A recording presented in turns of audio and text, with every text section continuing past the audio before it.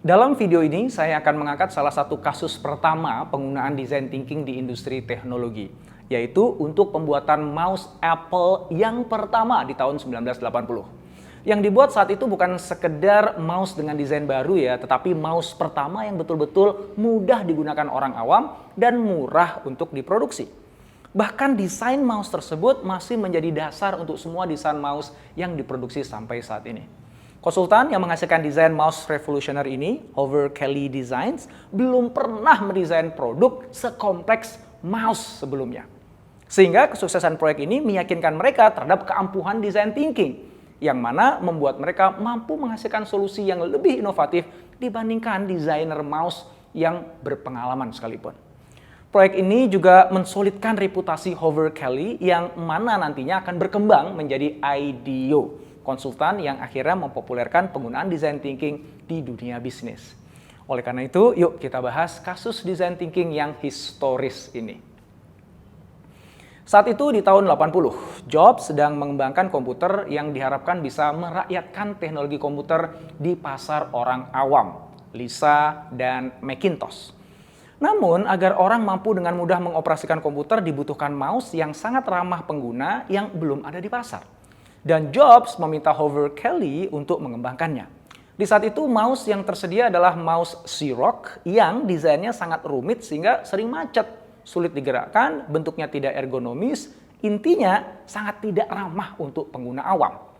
Selain itu, harganya juga sangat mahal karena proses manufakturnya yang ribet yaitu $400. Sedangkan agar bisa terjangkau di pasar, harganya harus sekitar $10–35.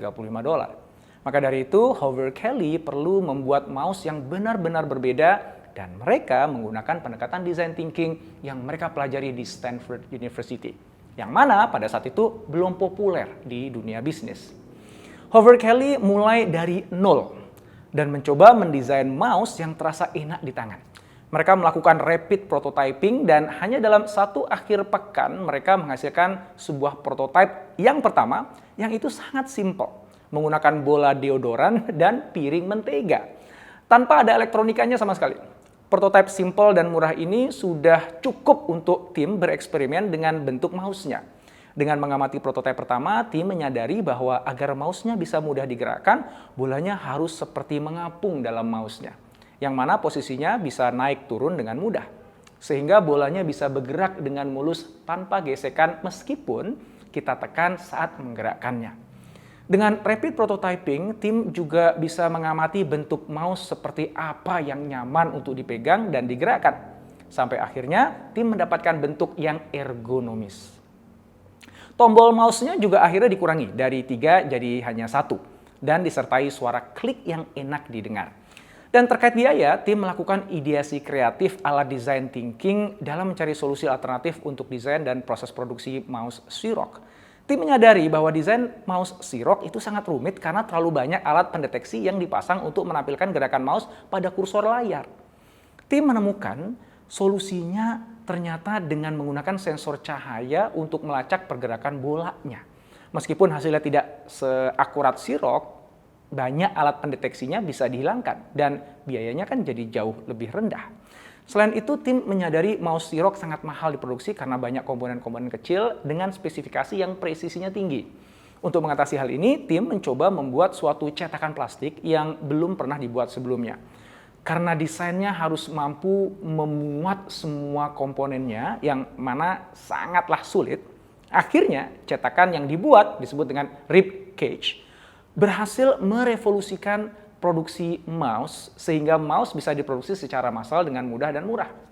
Dengan design thinking, tim Hoover Kelly berhasil menjawab tantangan Steve Jobs. Sesuai visi Steve Jobs, mouse Apple menjadi mouse pertama yang digunakan secara luas oleh pengguna komputer PC.